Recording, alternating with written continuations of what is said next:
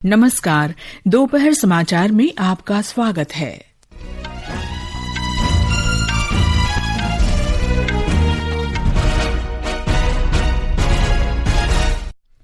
प्रधानमंत्री जनधन योजना के अंतर्गत अब तक 53 करोड़ से ज्यादा बैंक खाते खुले।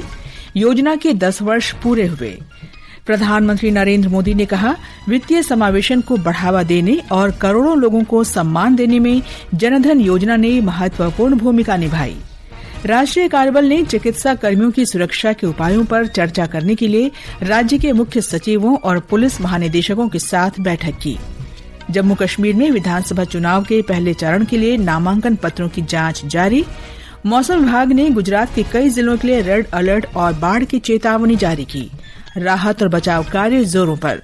और पैरालंपिक खेल 2024 आज रात पेरिस में शुरू। 84 भारतीय एथलीट भाग लेंगे। दोपहर समाचार के साथ मैं कनकलता। प्रधानमंत्री जनधन योजना के आज 10 वर्ष पूरे हो गए हैं। योजना के तहत अब तक 53 करोड़ से अधिक लाभार्थियों को बैंकिंग सुविधा प्रदान की जा चुकी है। इस अवसर पर प्रधानमंत्री नरेंद्र मोदी ने सभी लाभार्थियों को बधाई दी है और इस योजना को सफल बनाने वालों को धन्यवाद दिया है। प्रधानमंत्री ने एक सोशल मीडिया पोस्ट में कहा कि जनधन योजना ने वित्तीय समावेशन को बढ़ावा देने और करोड़ों लोगों, विशेषकर महिलाओं, युवाओं और हाशिए पर रहने वाले समुदायों को सम्मान देने में महत्वपूर्ण भूमिका निभाई है। केंद्रीय वित्त मंत्री निर्मला सीतारामन ने कहा कि इस योजना के अंतर्गत 67% खाते ग्रामीण या अर्ध शहरी क्षेत्रों में खोले गए हैं। योजना के तहत खोले गए कुल खातों में से 55% खाते महिलाओं द्वारा खोले गए हैं। एक रिपोर्ट।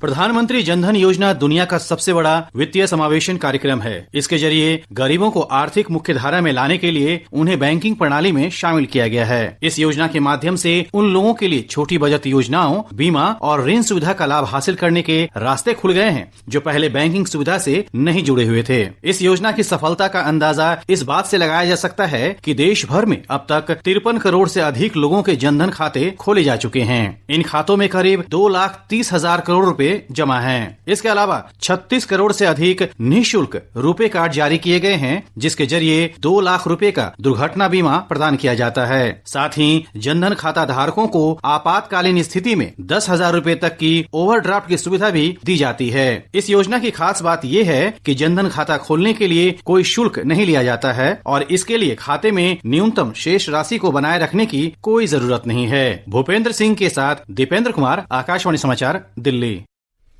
हमारे संवाददाता ने जनधन योजना के लाभार्थियों से बात की। आज जीरो बैलेंस में सबका खाता खुला है। साथ ही साथ उसमें जीवन ज्योति बीमा, सुरक्षा बीमा जो कि 436 और 20 रुपए सालाना देना पड़ता है, जिसमें 4 लाख का बीमा सभी ग्राहकों को सुविधा मिल रही है। प्रधानमंत्री नरेंद्र मोदी जी का हम तहे दिल से धन्यवाद देते हैं। प्रधानमंत्री जनधन योजना में खाता खोलने से मेरी जिंदगी बहुत आसान हो गई है। जो हमें पॉकेट मनी मिलती है हम इसमें जमा करते हैं, जिससे हमें बचत करने की आदत पड़ गई है। 8 साल से मैं इस खाते से लेन देन कर रही हूँ। इसके लिए प्रधानमंत्री जी के लिए धन्यवाद। चिकित्सा कर्मियों की सुरक्षा के लिए गठित राष्ट्रीय कार्यबल की आज नई दिल्ली में बैठक हुई। बैठक में राज्य के मुख्य सचिवों और पुलिस महानिदेशकों के साथ सुरक्षा के अल्पकालिक उपायों पर चर्चा हुई। केंद्रीय गृह सचिव और स्वास्थ्य सचिव ने भी वीडियो कॉन्फ्रेंसिंग के जरिए बैठक में हिस्सा लिया। चिकित्सकों की सुरक्षा और उनके कार्यस्थल की परिस्थितियों में सुधार के बारे में सुझाव के लिए सर्वोच्च न्यायालय ने इस कार्यबल का गठन किया है। कल केंद्रीय मंत्रिमंडल सचिव ने नई दिल्ली में कार्यबल की पहली बैठक की अध्यक्षता की थी। बैठक में कार्यबल के सदस्यों ने जानकारी दी कि उन्हें इस संबंध में करीब 300 से 400 सुझाव प्राप्त हुए हैं। स्वास्थ्य मंत्रालय ने अपनी वेबसाइट पर एमटीएफ को सुझाव से संबंधित शीर्षक से एक राष्ट्रीय पोर्टल बनाया है। इस पोर्टल पर कोई भी अपने सुझाव भेज सकता है। सर्वोच्च न्यायालय ने कार्यबल को निर्देश दिया है कि वो अपनी अंतरिम रिपोर्ट 3 सप्ताह के भीतर और अंतिम रिपोर्ट 2 महीने के भीतर सौंप दे। भारतीय जनता पार्टी ने आज पश्चिम बंगाल में 12 घंटे के बंद का आह्वान किया है। बंद के आह्वान का मिला जुला असर है। कोलकाता में सड़कों पर वाहन कम हैं, लेकिन दुकानें, स्कूल और कॉलेज खुले हैं। कोलकाता और आसपास के जिलों में विभिन्न स्थानों पर हड़ताल से उपनगरीय ट्रेन सेवाएं प्रभावित हुई हैं। मालदा और बैरकपुर में तृणमूल कांग्रेस तथा भाजपा कार्यकर्ताओं के बीच झड़प हुई। आरजेकर दुष्कर्म मामले को लेकर कल राज्य सचिवालय की ओर से रैली में भाग लेने वाले छात्रों के खिलाफ कथित पुलिस बर्बरता के विरोध में बंद का आह्वान किया गया है। 200 से ज्यादा लोगों को गिरफ्तार किया गया है। सुबह 6 बजे से शुरू हुआ बंद शाम 6 बजे तक प्रभावी रहेगा। भाजपा आरजीकर मेडिकल कॉलेज घटना की पीड़िता के लिए न्याय और मुख्यमंत्री ममता बनर्जी के इस्तीफे की मांग कर रही है। पश्चिम बंगाल सरकार ने कहा है कि निजी बसों समेत सभी परिवहन सेवाएं जारी रहेंगी। संसद की संयुक्त समिति ने वक्फ संशोधन विधेयक 2024 के बारे में लोगों से विचार आमंत्रित किए हैं। एक रिपोर्ट। लोकसभा सचिवालय ने कहा है कि समिति को लिखित सुझाव हिंदी या अंग्रेजी की 2 प्रतियों में दिए जा सकते हैं। ये सुझाव संयुक्त सचिव लोकसभा सचिवालय कमरा नंबर 440 संसदीय सौध नई दिल्ली 110001 के पते पर भेजे जा सकते हैं। विचार और सुझाव jpcwaqf@sansad.nic.in पर ईमेल किए जा सकते हैं। सुझाव 15 दिन में पहुंच जाने चाहिए। विधेयक का प्रारूप हिंदी और अंग्रेजी में लोकसभा की वेबसाइट पर उपलब्ध है। ये विधेयक बजट सत्र के दौरान लोकसभा में पेश किया गया था। समाचार कक्ष से निखिल कुमार। विदेश मंत्री डॉक्टर एस जयशंकर और चिली के विदेश मंत्री अल्बर्टो फान क्लेवेरेन नई दिल्ली में भारत चिली संयुक्त आयोग की दूसरी बैठक की अध्यक्षता कर रहे हैं। इस अवसर पर डॉक्टर जयशंकर ने सुरक्षा परिषद में भारत की स्थायी सदस्यता को समर्थन देने के लिए चिली का धन्यवाद दिया। उन्होंने ये भी कहा है कि भारत ग्लोबल साउथ शिखर सम्मेलन में चिली की भागीदारी को महत्व देता है। चिली के विदेश मंत्री अल्बर्टो फान क्लेवेरेन कल नई दिल्ली पहुंचे थे। वे अपने चिली भारत व्यापार कृषि शिखर सम्मेलन में भी भाग लेंगे और बाद में मुंबई के लिए रवाना होंगे। ये समाचार हमारी वेबसाइट www.newsonair.gov.in और हमारे न्यूज ऑन एआईआर ऐप पर भी उपलब्ध हैं। डॉक्टर साहब, हम अपने बच्चे को दस्त से कैसे बचाएं? रक्षा, रोकथाम और उपचार के साथ बच्चे को 6 महीने तक सिर्फ माँ का दूध पिलाएं। खाना पकाने से पहले और शौचालय या मल साफ करने के बाद हाथ साबुन से धोएं। और दस्त हो जाने पर? हर दस्त के बाद बच्चे को ORS का घोल पिलाएं और 14 दिन तक जिंक की गोली दें। समझ गई डॉक्टर साहब। क्या? रक्षा, रोकथाम और उपचार। अधिक जानकारी के लिए आशा दीदी से संपर्क करें। स्वास्थ्य एवं परिवार कल्याण मंत्रालय द्वारा जनहित में जारी। दोपहर समाचार में आपका फिर स्वागत है। जम्मू कश्मीर में विधानसभा चुनाव के पहले चरण के लिए आज नामांकन पत्रों की जांच जारी है। जम्मू कश्मीर में विधानसभा चुनाव के इस चरण के लिए नामांकन कल शाम समाप्त हो गया। इस चरण में 18 सितंबर को 6 जिलों की 24 सीटों पर मतदान होगा। नाम वापस लेने की आखिरी तारीख 30 अगस्त है। अगले 2 चरणों के लिए 25 सितंबर और 1 अक्टूबर को मतदान होगा। परिणाम 4 अक्टूबर को घोषित किए जाएंगे। असम के मुख्यमंत्री हिमंता बिस्वा शर्मा ने कहा है कि केंद्र सरकार राज्य के 9,35,000 से अधिक लोगों का आधार कार्ड जारी करेगी। उन्होंने गुवाहाटी में पत्रकारों से बातचीत में कहा कि फरवरी और अगस्त 2019 के बीच राज्य में एनआरसी बायोमेट्रिक संबंधी प्रक्रिया के कारण आधार आवंटन को रोक दिया गया था। मुख्यमंत्री ने बताया कि उन्होंने हाल ही में इस मुद्दे पर केंद्रीय गृहमंत्री अमित शाह से भेंट की थी। उन्होंने कहा कि इन लोगों को 15 से 30 दिन के भीतर आधार कार्ड मिलने की संभावना है। असम सरकार ने कहा है कि असम बांग्लादेश सीमा को पूरी तरह से सील करने के लिए केंद्र तथा राज्य सरकार आवश्यक कदम उठा रहे हैं। राज्य के कृषि मंत्री अतुल बोरा ने आज विधानसभा में कहा कि सीमा पर बाड़ लगाने से सीमा पार से अवैध घुसपैठ पर रोक लगेगी। गुजरात में बाढ़ के बीच प्रधानमंत्री नरेंद्र मोदी ने वहां के मुख्यमंत्री भूपेंद्र पटेल से फोन पर बात की और बाढ़ से निपटने के लिए केंद्र की ओर से हर संभव मदद का आश्वासन दिया। हमारे संवाददाता ने बताया है कि सौराष्ट्र, कच्छ और दक्षिण गुजरात सहित कई जिलों के लिए रेड अलर्ट जारी किया गया है।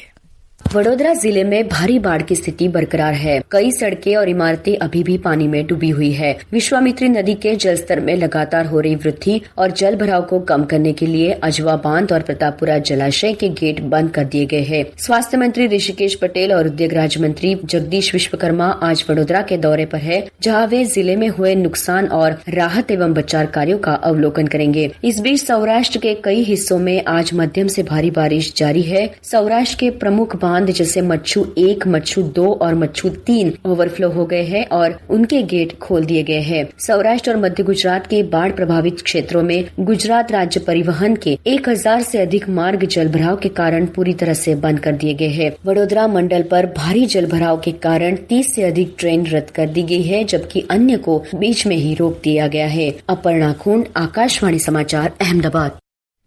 बाढ़ प्रभावित जिलों खासकर वडोदरा में राहत और बचाव अभियान जारी है। राज्य में बाढ़ की चेतावनी जारी की गई है। गुजरात के वडोदरा इलाके में लगातार हो रही बारिश के कारण मुंबई से गुजरात जाने वाली कई एक्सप्रेस रेलगाड़ियां रद्द कर दी गई हैं। प्रभावित रेलगाड़ियों में सौराष्ट्र जनता एक्सप्रेस, लोक शक्ति एक्सप्रेस और सौराष्ट्र मेल शामिल हैं। इसके अलावा रणकपुर एक्सप्रेस, भगत की कोठी एक्सप्रेस और जयपुर एक्सप्रेस के समय में बदलाव किया गया है। बिहार में बाढ़ के कारण भागलपुर, पश्चिमी चंपारण, खगड़िया, किशनगंज, पटना और कटिहार जिलों में बुनियादी ढांचे तथा सार्वजनिक संपत्तियों को भारी नुकसान पहुंचा है।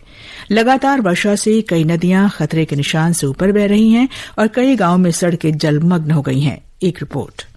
भागलपुर, कटिहार और किशनगंज जिले में सुरक्षा बांध, ग्रामीण सड़कें और मकान बाढ़ के चलते बड़े पैमाने पर क्षतिग्रस्त हुए हैं। बाढ़ प्रभावित क्षेत्रों में पशुपालकों को चारे के संकट का सामना करना पड़ रहा है। पश्चिमी चंपारण जिले में बगहा, मधुबनी, पिपरासी और ठकराहा प्रखंडों में पिछले कई दिनों से सड़कें डूबी हुई हैं। लोगों को आवाजाही के लिए देसी नावों का सहारा लेना पड़ रहा है। बाढ़ पीड़ितों ने बड़ी संख्या में ऊंचे स्थानों पर शरण ले रखी है। धर्मेंद्र कुमार राय, आकाशवाणी समाचार, पटना। त्रिपुरा में बाढ़ की स्थिति का आकलन करने के लिए गृह मंत्रालय के संयुक्त सचिव बीसी जोशी के नेतृत्व में 6 सदस्यीय अंतर मंत्रालयी केंद्रीय टीम आज अगरतला पहुंच रही है। ये टीम मुख्यमंत्री मानिक साहा के साथ बातचीत के बाद राज्य के अधिकारियों के साथ एक उच्च स्तरीय बैठक करेगी। टीम कुछ बाढ़ प्रभावित इलाकों का भी दौरा करेगी। ये समाचार आकाशवाणी से प्रसारित किए जा रहे हैं। ताजा समाचार जानने के लिए आप हमारे social media handle @AIR News Hindi को फॉलो कर सकते हैं। ये आकाशवाणी है। वर्ष 2024 के पैरालंपिक खेलों का औपचारिक उद्घाटन आज फ्रांस की राजधानी पेरिस में हो रहा है और इनका समापन 8 सितंबर को होगा। इन खेलों का उद्घाटन समारोह आज रात 11:30 बजे शुरू होगा और अधिक जानकारी के साथ हैं मुकेश कुमार।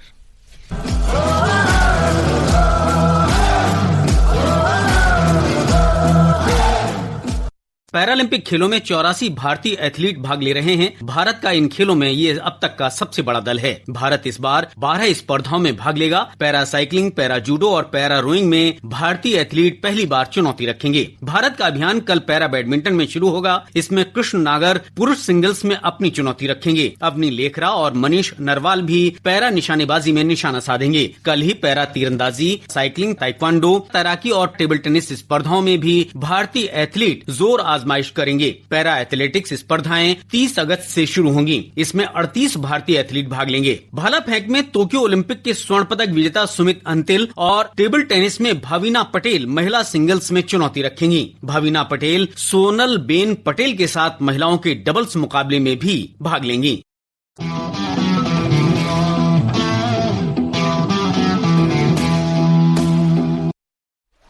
बांग्लादेश की अंतरिम सरकार के प्रमुख प्रोफेसर मोहम्मद यूनुस ने जमात इस्लामी और इसकी छात्र इकाई इस्लामी छात्र शिविर पर लगा प्रतिबंध हटा दिया है। गृह मंत्रालय ने इस संबंध में अधिसूचना जारी कर दी है। अंत में मुख्य समाचार एक बार फिर। प्रधानमंत्री जनधन योजना के अंतर्गत अब तक 53 करोड़ से ज्यादा बैंक खाते खुले। योजना के 10 वर्ष पूरे हुए। प्रधानमंत्री नरेंद्र मोदी ने कहा, वित्तीय समावेशन को बढ़ावा देने और करोड़ों लोगों को सम्मान देने में जनधन योजना ने महत्वपूर्ण भूमिका निभाई। राष्ट्रीय कार्यबल ने चिकित्सा कर्मियों की सुरक्षा के उपायों पर चर्चा करने के लिए राज्य के मुख्य सचिवों और पुलिस महानिदेशकों के साथ बैठक की। जम्मू कश्मीर में विधानसभा चुनाव के पहले चरण के लिए नामांकन पत्रों की जांच जारी। मौसम विभाग ने गुजरात के कई जिलों के लिए रेड अलर्ट और बाढ़ की चेतावनी जारी की। राहत और बचाव कार्य जोरों पर। और पैरालंपिक खेल 2024 आज रात पेरिस में शुरू। 84 भारतीय एथलीट भाग लेंगे। इसके साथ ही दोपहर समाचार का ये अंक समाप्त हुआ। नमस्कार।